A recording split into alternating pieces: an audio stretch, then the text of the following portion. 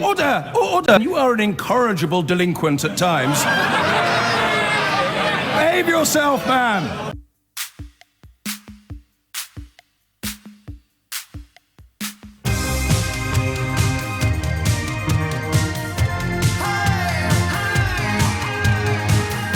We now have the details of Nicola Sturgeon's speech this morning, in which she has laid out her proposals for protecting Scotland's place in Europe. She describes a serious and genuine attempt to unify the country around a clear plan. Scotland's place in Europe is the name of the paper. She claims it represents a significant compromise on the part of the Scottish government, but I don't know whether Theresa May will agree, because it also contains a proposal that the UK should remain in the European single market and the customs union. In the event of that not happening, it also sets out how Scotland could remain in the single market without the rest of the UK. Do we need to call for an expert? The country's had enough of experts, and usually I confine my conversation just to you because you know as much about the issues as the experts do. But on this occasion, I wonder if someone has picked over the carcass of this particular speech, this proposal, and can give us some insights. I noticed from my switchboard I've already got one Edinburgh-based former MEP on the line waiting to talk to us, so expertise not necessarily in short supply. And I have to own up to this. It's quite a shameful thought, really, but I probably have a better understanding of American politics at the moment than I do of Scottish politics. That's a little embarrassing, really, for a British journalist, given that Scotland's part of my beat and America, well, ordinarily isn't. But American politics has been so freakish and so fascinating this year that you can probably understand why I've got a slightly better handle on what's happened there than I have on what's going on in Scotland. So, to start with what we know and the things upon which we can all agree. I'm not going to make a habit of this, starting every hour with the things on which we can all agree. It'd be a professional suicide note. I have to find the things on which we're all going to disagree, and that way the phones will ring off the hook. But we're in strange times, and anyway, it's nearly Christmas. That promise I made you yesterday, we'd find some cheerful news to talk about in the run-up to the big day. That's not going so well at the moment. It really isn't. But have we got a round robin yet? Has anyone rung in with a round robin yet? I don't think we've even got any round robins yet. If you've received one of those, I know round robin technically isn't the right term to use, but if you've received one of those circular letters that people you don't know very well put in all of their Christmas cards every year, I really need you to ring me and read out the most boring bits. It's a wonderful Christmas tradition that's in danger of dying out. There you go, that's an anti-Christian backlash. They're probably going to call it a Winterval round robin next. I want the Christmas circular that comes in your Christmas card from some people you met on holiday in Santa Ponsa in 1984. You've never seen them since, but you know more about their children's achievements at school than you do about your own. But they're the ones I want. Have we got any yet? Have we had any yet this year? I think we've got. Have we not got one? Have we got? We'll find out. But anyway, if you've got one, call me now.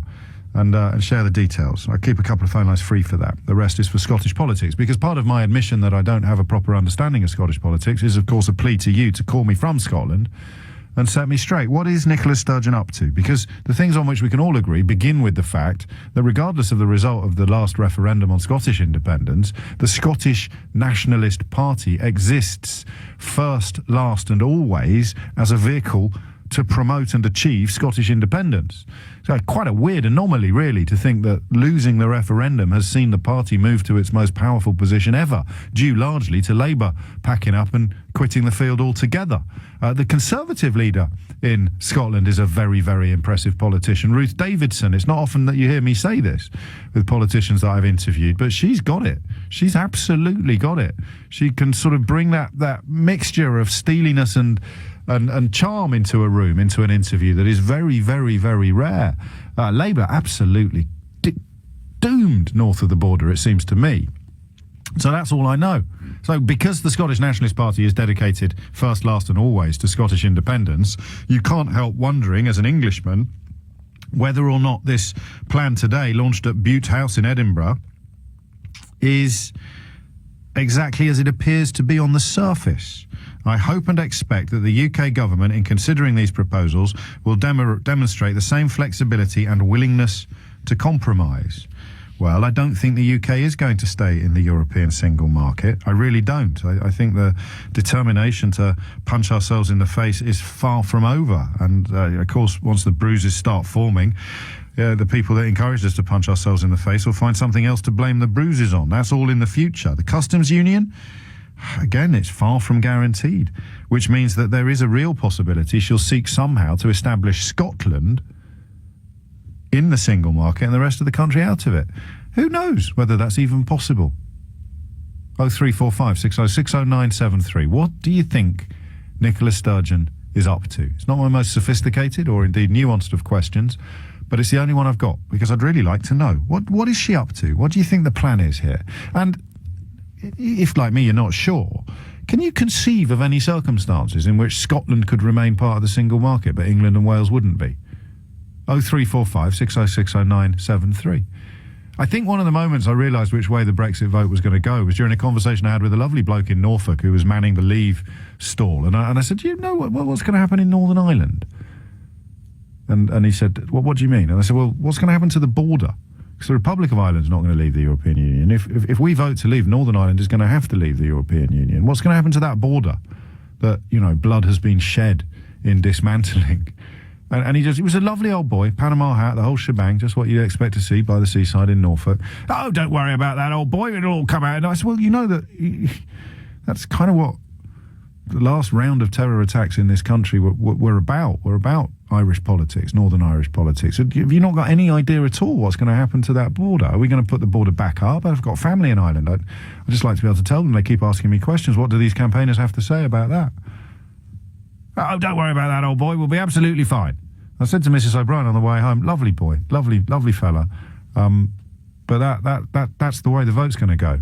If you don't care about that, if you haven't got an answer to the question of what's going to happen to the border between the Republic of Ireland and Northern Ireland, but you're still going to vote anyway, then we are not really playing the same game on the same pitch. We're playing very different games on very different pitches. So we don't even know what's going to happen in Ireland. What the hell would Britain look like if Scotland was in the single market and therefore presumably still subscribing to freedom of movement of humans, of people, but England wasn't? It's just not possible, is it? Which is why I think that this must be more to do with Nicola Sturgeon's long-term political ambitions than it is with her actual Brexit-related proposals. Let's get the phone lines open. I think I'll put you at the front of the queue if you're calling me from Scotland today, given that we're discussing Scottish politics, but obviously we're discussing British politics, so you're certainly not excluded from the conversation if you're south of the border. 10 minutes after 12 is the time. 0345 60 is the number. What's she up to then? What's she up to? Caroline's in Edinburgh. Caroline, you can kick us off. What would you like to say? Hello there, Gail. Good morning. Hello. Yeah, I'm obviously, you can tell from my voice, I'm English, but I moved to Edinburgh about 7 years ago. I think that Nicola Sturgeon is genuinely trying to arrive at the best settlement that she can for Scotland. I think we're moving more now to a sort of like a soft indie rather than a hard independence. What does that mean?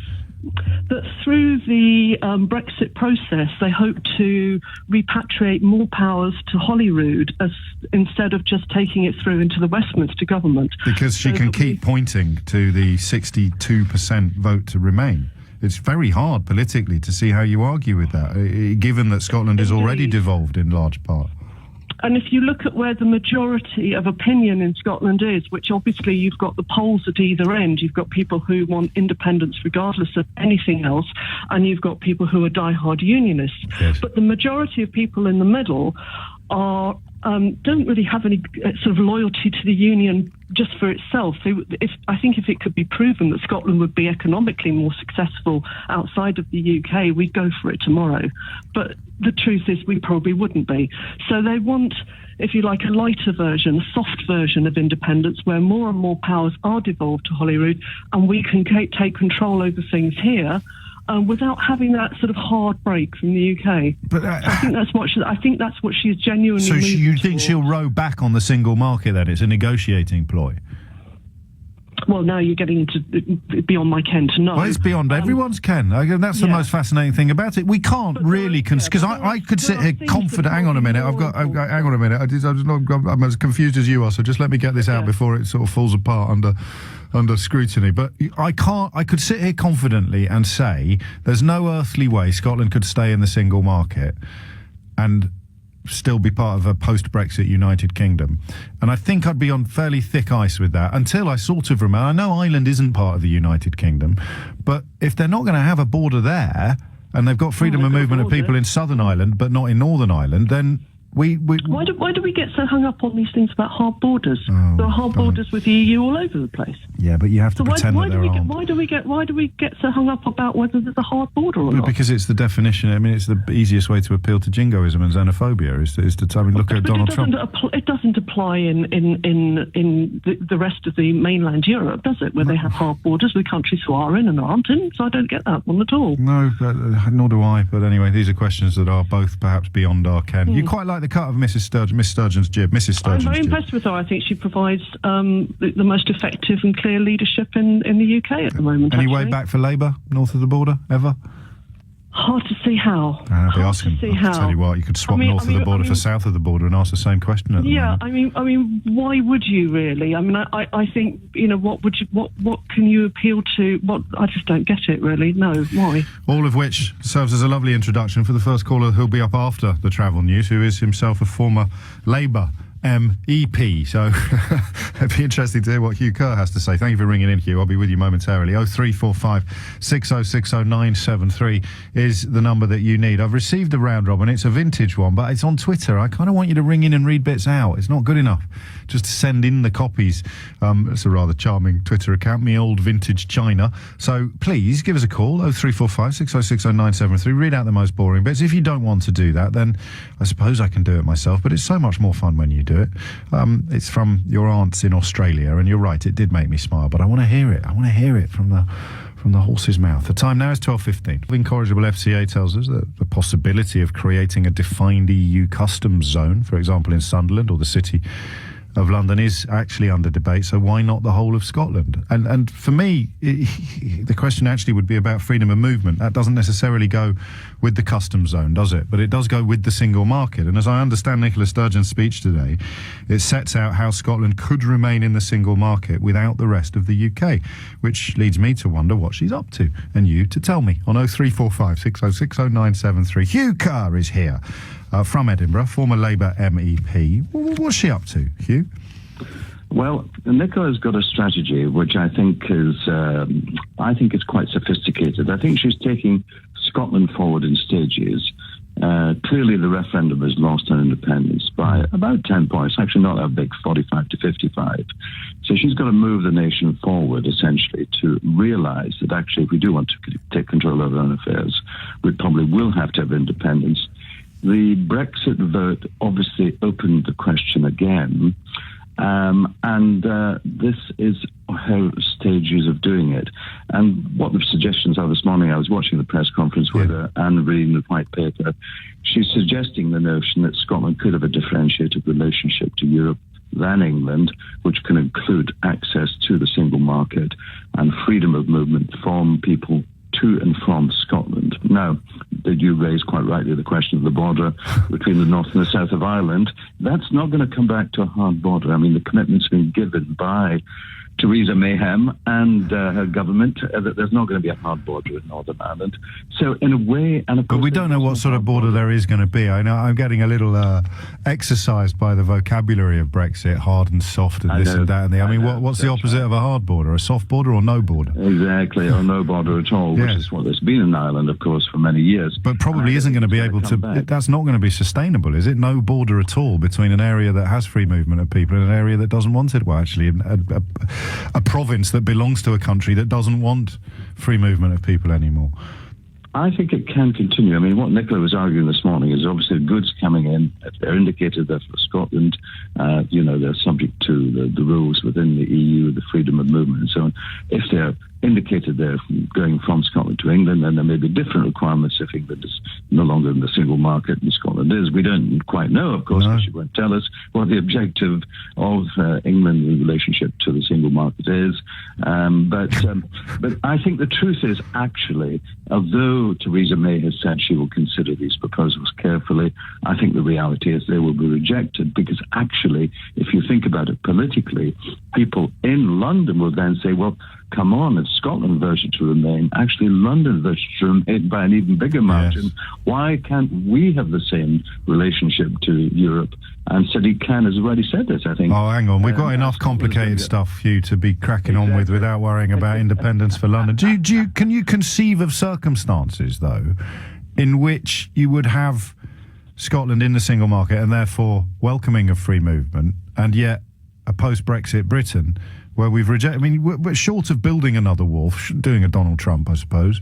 It can't... I mean, I'm not going mad, am I? It's impossible. It's not impossible. But it would involve a wall.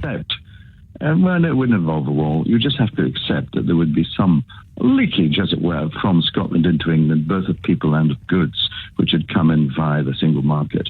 And given that Scotland is, 10% the size of England in terms of population and economy, that leakage, in the same way that the leakage occurred between Ireland and Britain before we were in the common market, there wasn't really an effective customs union that prevented people shipping goods in. And in fact, to be frank, they're still doing it over the border in Northern Ireland, often to maximise, subsidies or whatever. So that kind of leakage could be tolerated by the British economy overall. Politically, I don't think yes, of course, and tolerate it, because it would say, look, the bloody Scots have got what they want, and here we are stuck with, being excluded from the EU and the single market and so on. I think politically it will be rejected at Westminster. And at that point, I think public opinion in Scotland will say, well, actually, the Tories are not up to compromise. They're not up to consensus. Therefore, the only solution will be to go for independence. To go for a second referendum. Then Nicola Sturgeon has to start putting the case for independence, because in a way, if we don't get independence within the next 5 years, with a right-wing Tory government, an extremely right-wing Tory government in London, with us being dragged out of the EU, to be frank, we'll never get it. And that's the reality of it. And she's worked that out. I mean, just to throw another wrinkle in there, I love the idea, because you say, well, they'll see, so the Scots will see that Westminster hasn't budged an inch on Brexit, exactly, and what's good for Scotland, which gives Nicola Sturgeon what she needs to start agitating for a second referendum. But then south of the border, everybody says, well, if the Scots can have another referendum, why can't we? Exactly. Well, that's quite right. And let's have another referendum on Brexit. I suspect it would be a very different result in a year or two's time. Well, as a former MEP, I suppose it's unsurprising that you say that, but it doesn't necessarily mean that we shouldn't trust your word. Indeed not. But yeah, I think that all of these debates will be up for grabs. But I think Nicola's a very canny lass, and she's worked this out in advance. You've got to take the people with you, and that means going through all the things you've done. I mean, she's talking to Europe. I have to tell you, I mean, I go to Europe and talk to Europeans regularly. There's a lot of sympathy for Scotland in the EU institutions. They will be very flexible at taking Scotland in on whatever basis, whether it's restricted basis like she's proposing this morning, or whether it's full independence. So John Kerr, as now Lord John Kerr, went on to be head of the Foreign Office, was my ambassador in the EU, and he was asked how long would it take Scotland to join the EU. He said about 24 hours, because of course we've been in as a member for 40 years. So the relationship is strong, and as I say, the deal is doable, but the end game is probably not what Nicola Sturgeon conveyed today. Hugh Kerr, many thanks indeed. 24 minutes after 10. Hugh, a former Labour MEP, but of course phone lines on this programme are open to absolutely anybody, so 0345 606 0973 is the number you need. I'm going to take Matt in Bristol next, and then I'm going to read you a remarkable email that's just come in. I'll read you the first line of it now. Hi James, I'm a Brown doctor working in Oslo. I was at work on Friday the 22nd of July when Breivik went on his killing spree. It's one of the most remarkable emails I've ever received. I'll read it to you in full before the end of the programme today. First though, Matt is in Bristol to steer us back to Scotland. What's going on, Matt? You're a long way from Scotland, mate. I am. I live in Bristol, but I lived in Scotland for many years, and trust me, the political system in Scotland confuses me as much as it confuses you, so don't worry about that. But so if we leave the border question to one side for a minute and how that might work, I wonder whether she's doing something incredibly clever here, which is almost using Scotland as a proxy to create a soft Brexit, whereby Scotland becomes the intermediary between Europe and the UK, where Scotland makes more money because they transfer goods and services between Europe and the UK. We have a separate deal with Scotland that enables that to happen. And maybe even a number of British companies would. So hang on, who's I mean, I like this, but who are you crediting with the idea? Is Theresa May in on it? Well, so I mean that is a whole conspiracy that you could go around all day. So we leave the European Union, but we kind of leave Scotland behind on lookout duty. Yeah, absolutely. Yeah, And then what you could potentially conceive of is a number of UK companies moving their head offices or whatever north of the border if the I don't know, if the tax implications, etc., were favourable to them, because as well as I do, to register a head office, all we need to do is buy an address, and there you go. So I just wonder whether it's something like that, something quite subtle but rather clever. I like it, but I don't by the idea that this is in any way something that has been cooked up between the various parties. I think, and I mean, as I've said from the start, this is not my field of expertise, but I think Sturgeon's political mission is to get out of the Union, isn't it? Not the European Union, the Union with the rest of the United Kingdom, and the idea that they'd then be some sort of go-between for Westminster would surely fly in the face of all of her nationalist principles. Possibly, but then what you've got to remember is that Scotland as a nation alone is one of the financially weaker nations within the Union. I choose my words carefully, and maybe this would be an opportunity for Nicola Sturgeon to swell funds in the Scottish coffers. Interesting, although you could argue reinventing the relationship. You could argue economically. One of the powerful arguments against Scottish independence was the economic damage that would be done by leaving the United Kingdom. What the next referendum would turn into is what's going to damage us most, leaving the European Union or leaving the United Kingdom and staying in the European Union, and then that whole debate. So the referendum would be conducted on very different terms from the last time. Matt, thank you. 27 minutes after 12. Mark's in Stevenage. Mark, what would you like to say? Hello, yes. From what I've seen, is that, Nicola Sturgeon is someone who just tries to look out for the needs of the Scottish people. Yes. And being in the EU... That is her job. Yes, exactly. Yes. But being in the EU, being part of the largest trading bloc on Earth, that would be probably one of her number one priorities. And so, she's trying to do whatever she can do to stay in it. And the problem is that nothing is happening within a vacuum, and this is creating all kinds of external repercussions outside the Scottish border, both in Scotland, both in Europe and in Britain as large. Mark, I'm just going to interrupt you there. I'm receiving some breaking news that the police in Berlin are saying that the man they've arrested after that terror attack last night is not the right suspect. It's a remarkable development. As you know, 12 people were killed after that lorry ploughed into the Christmas market, and we'll no doubt hear a little more in the news bulletin in a moment. But there is, they say, no doubt anymore that the incident at the Berlin Christmas market was an attack. I'm just hearing some very early reports. Are we certain about this? That the police have said that they somehow managed to arrest the wrong man. They believe certainly that there is still someone at large. The authorities now appealing for any pictures or video. Mark cut off in his prime there, but I think he's still on the line. If you are struggling to get through, wait until I say goodbye to Mark, and then you can grab the phone line that he's vacated. Why? Sorry, Mark, go on. Yes, and so what my main fear is the sort of explosion of English nationalism. My big fear was that, how should we say, the EU leaders closing the wagons, how shall we say? Yes. And forcing what you might call a Carthaginian peace upon England. Carthaginian peace, a beautiful classical reference from Mark, meaning a sort of form of political, to stay with the classical references, a politically Pyrrhic victory, or a pyrrhically political victory. So although we have, quotes, got our country back, end quotes, what sort of country we'll be left with is in the hands of European leaders, and today's story suggests Nicola Sturgeon, rather more than it is in the hands of our own Prime Minister. Well done. What do you think Nicola Sturgeon is up to? And can you conceive, a former MEP, called in earlier, Hugh Kerr, can conceive of circumstances, which surprised me, I won't lie to you, in which we would have Scotland still in the single market and therefore still subject to freedom of movement, and England no longer in the single market because we have got so spooked by the idea of freedom of movement, and somehow still coexist as a landmass. without having a hard border, whatever that means. He also reminded us that the government have pledged not to have a hard border in Northern Ireland, but it's either a hard border or no border.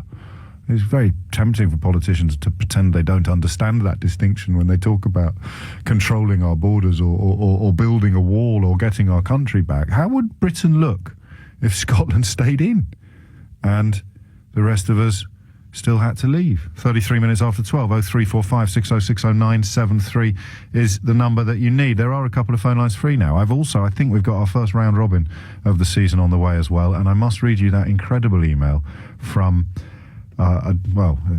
describes herself, or himself. I'm not that familiar with Norwegian names. Patji describes themselves as a brown doctor working in Oslo. This is in response to the conversation we had for 2 hours today about whether or not people who don't want harmony, don't believe it's possible for us to live alongside each other in peace, whether or not they are winning. And that's not just, of course, Islamic State. There are plenty of people in politics in European countries that also subscribe to the school of thought that says our ways of life are incompatible.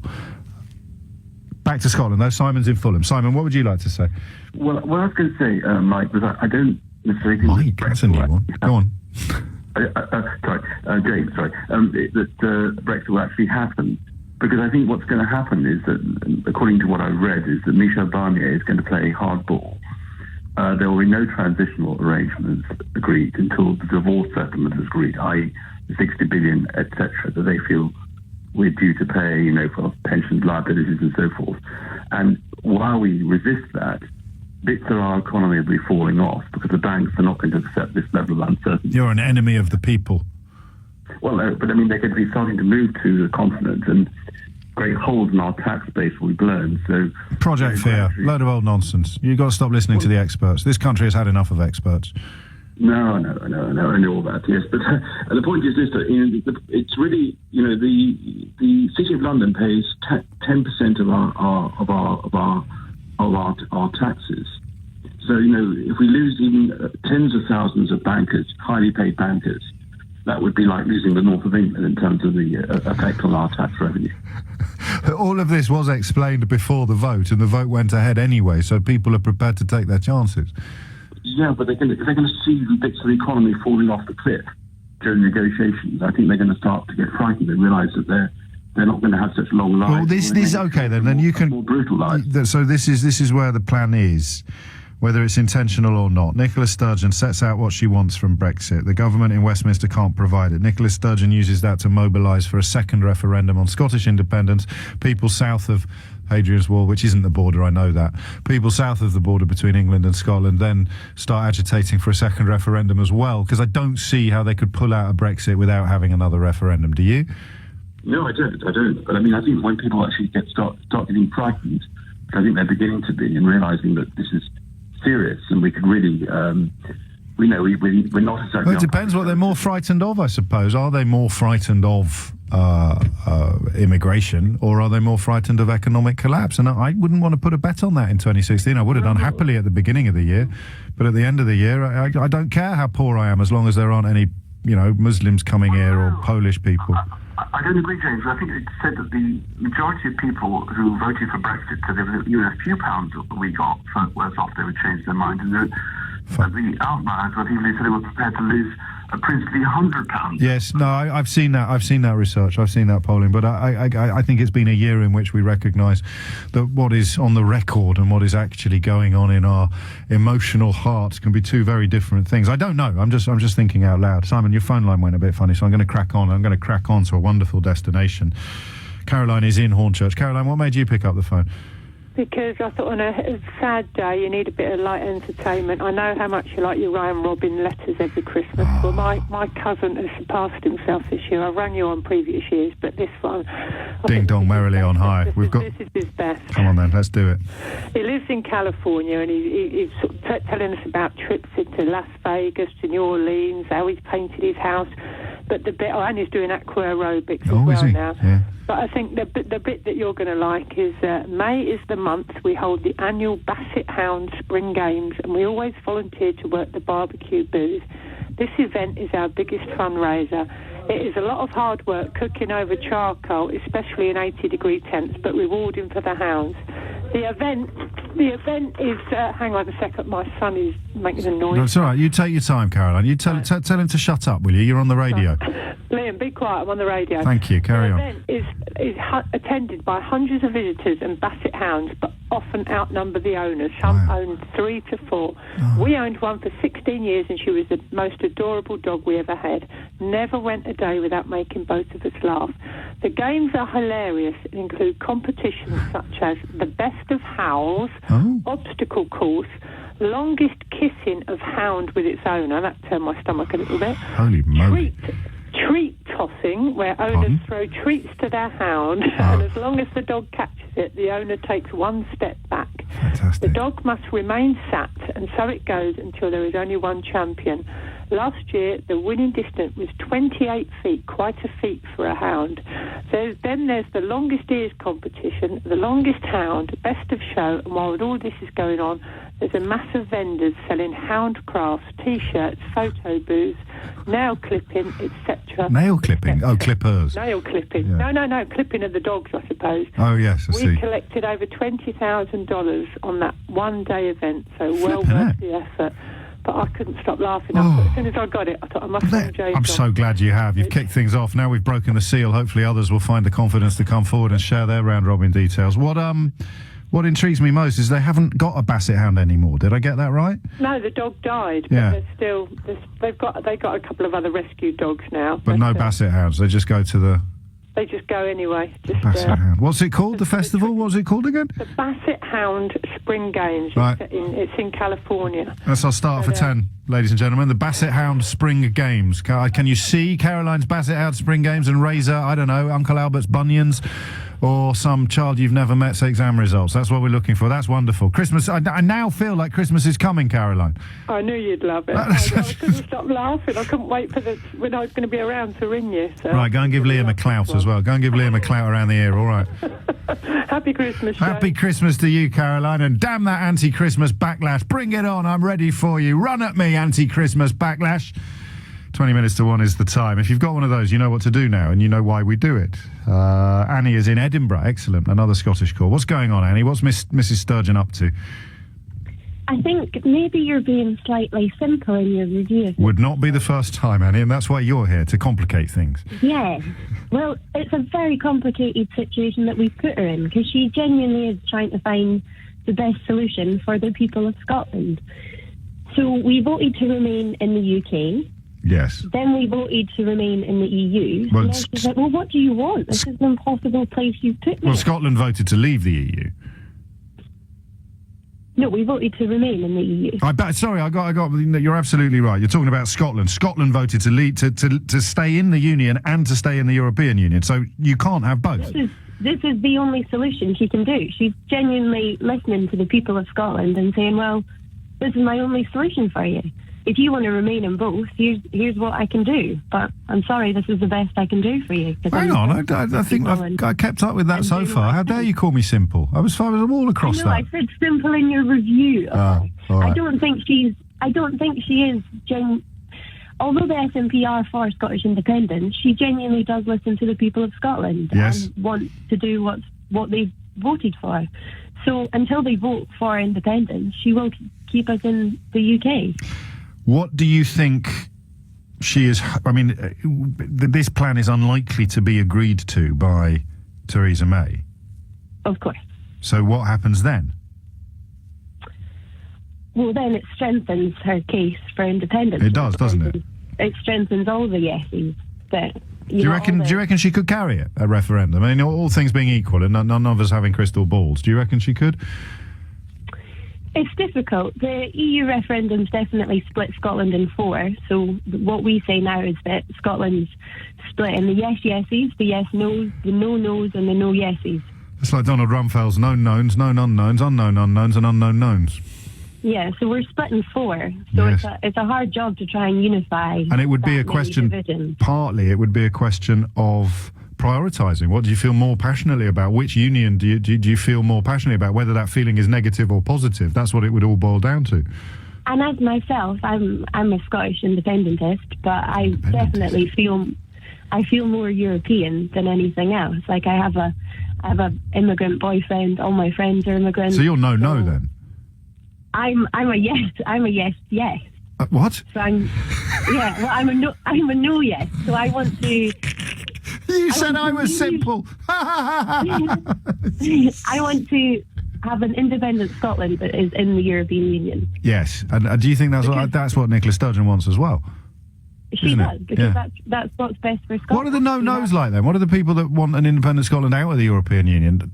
Wait, you've got confused in how our independence vote went. Our no is you want to... No, I know. Forget about the no's and the yeses. Just tell me about the people who think that Scotland should be not only independent of the United Kingdom, but also outside the European Union, because they sound like a load of laughs. They are. They're very entertaining to discuss with, because you have no logical explanation of how they think we're going to... Well, that's it then. They're going to win. That's the way that politics is going now. It's just the less logical explanation they have for their position, the more likely they are to win at the polls. There's not very many of them, so I don't think so. Wow. But, no, we get a lot out of the European Union in Scotland, and we're aware of that. Well, no, indeed you are aware of it. We get a lot out of the European Union as well, but we chose not to be aware of it. I suppose it's worth pointing out at this point that the contributions from Scotland do seem so far, no offence to my fellow England dwellers, seem to be a little better informed than perhaps me or some of my callers from the south of the border. I've just seen Ed Miliband stand up in the House of Commons, looking quite fierce, actually. There was a story involving Ed Miliband yesterday that was one of the finest things that has ever happened on your television screen. Do you know what it is? It is a thing of almost unparalleled comedic beauty.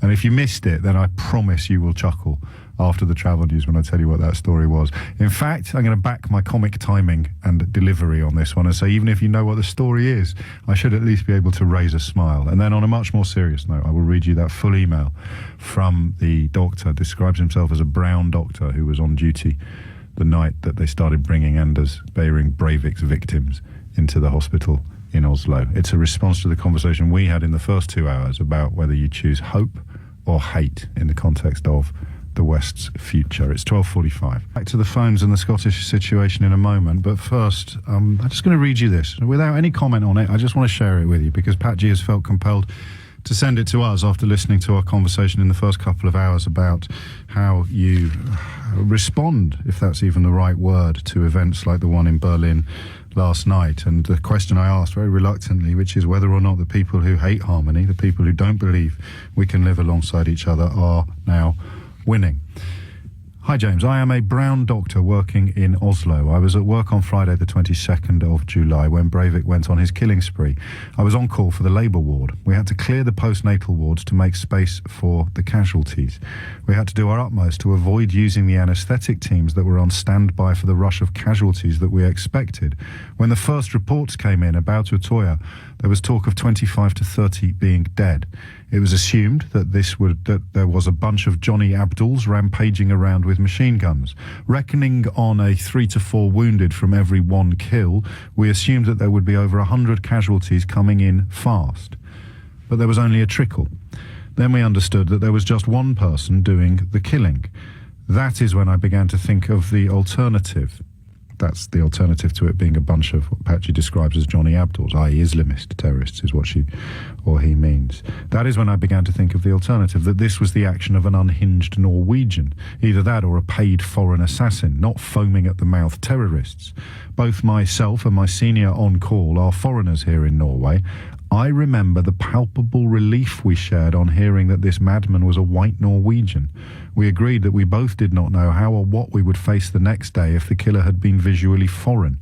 Still, I remember the next day talking to Pakistani taxi drivers who, during those hours of waiting for the disclosure of the killer's identity, experienced verbal and physical abuse from Norwegians. Somebody put a knife through the bonnet of a taxi belonging to a Pakistani, not to mention that the taxi drivers had been active in shipping people from the blast site in Oslo to the local emergency room.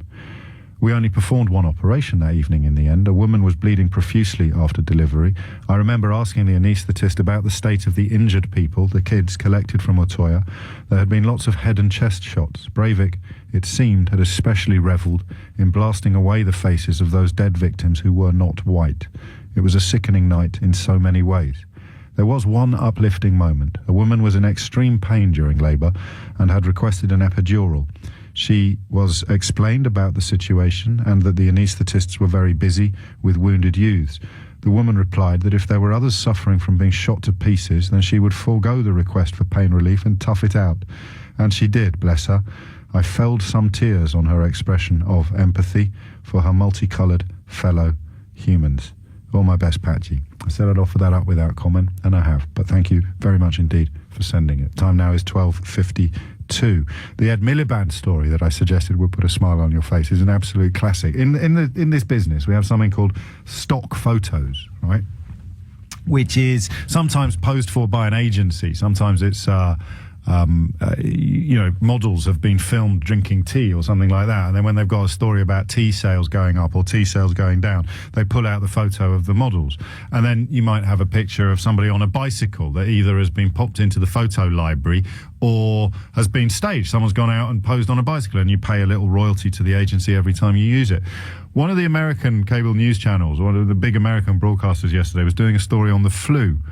And they went to their photo library. I love this story. Best story of the year so far, in some ways. They went to the photo library looking for a picture of a man with flu, which is kind of hard to identify. And they found something in the archives. They found a man with visibly blowing his nose into a big white handkerchief. So they did a story about flu figures in America, accompanied by a photograph of this bloke blowing into his handkerchief that they'd got from the library. It was Ed Miliband. Nobody noticed at first. Ed Miliband was used as the stock photo of the flu sufferer to accompany a story about flu statistics on the United States on an American news channel. I told you you'd smile. So apologies if you didn't chuckle. 12:53 is the time. Back to Scotland. John's in Edinburgh as well. John, what's going on? What do you think Mrs. Sturgeon is up to? Hello, hi, how are you? I think that people south of the border probably don't realise what the people, that middle section in Scotland actually wants. You've got people who are on the yes side who are fervently yes, people on the no side are fervently no for unionism or independence. But I think that what's failed to be misunderstood on the south of the border is that Scotland really just wants to become a modern Northern European democracy. That's all it wants. And that's what is it at the moment? It's not a northern. It's not. Well, Northern Europe is a geographical location. Mm-hmm. Okay, well, for the sake of arguments, one would want to have a constitution, a written constitution, so politicians just couldn't make it up as they go along. One would want to have elected people rather than a House of Lords. But they voted against independence. No, indeed, they did. I think that they voted against independence, but I think they're much better informed now than they were, at the time of the independence referendum. And in the absence of a European Union referendum, do you still think that would have changed? Yes, I think so. I think they were lied to. I don't know. Certainly, the whole what UK had to offer, what Westminster had to offer, was completely misrepresented by the media. And to a certain extent, people feel they were undoubtedly lied to. What do you think the numbers would be? Just out of interest, what do you think the numbers would be if they did it again tomorrow? I don't know. I think it would be. I don't think it would be a landslide in any way for independence. I think it would be on dangerous territory. Yeah, and I mean, all bets are off with regard to the single market. But you can't. Only one caller. Can you imagine there being freedom of movement in Scotland and not in England? Can you see what that country would look like? Yes, Scotland has particular issues that it needs to address rather than England. I mean, Scotland needs to have, it's the only part of the UK that the population has gone down in the last 50, 70 years. Is that right? I didn't know that. In actual fact, we need immigrants merely to pay their taxes so our pensioners can be... Well, so do we, actually, but it's, I guess... We really need that. You need them even more. Can I ask you very, very, very arrogantly to comment on this tweet that's just come in from Rab, who says, I'm listening to a better, fairer discussion on Scottish politics without Mr James O'Bee on LBC than I have heard in 4 years on BBC Scotland. What do you think of that, John? I think, in actual fact, he's correct. BBC Scotland don't know how to conduct a discussion on independence, really. Win-win. Well, to be honest, I've been making it up as I go along, so I reserve the right to get rubbisher at it as the years go by. 12:56 is the time. I suspect that we'll be having more conversations in this general area in the coming years. You say what you like about Nicola Sturgeon, and of course, in the run-up to the general election in this country, the Conservatives did. They managed to somehow use Scottish people in the same way that UKIP were using Polish people and pushing people into the voting booths according to their fear of Nicola Sturgeon exercising too much control over a putative Labour government. Back to Streatham now. Jim is there. Jim, what's going on? Hello, James. Hello, Jim. I'd just like to have clarification on what the SNP definition of independence is. They want independence from Whitehall, who send them hundreds of millions a year, so they can sign their country up to an even bigger, less accountable juggernaut in Europe. You're not. No, I mean, it's an interesting wrinkle on the conversation, but your prejudices are pointless, make the question pointless, don't they? They obviously don't believe that the European Union is a bigger juggernaut than Whitehall. They believe that they can be independent and sovereign while also being in the European Union. And guess what, Jim? No, I disagree entirely. No, guess what, though? Guess what? They're right.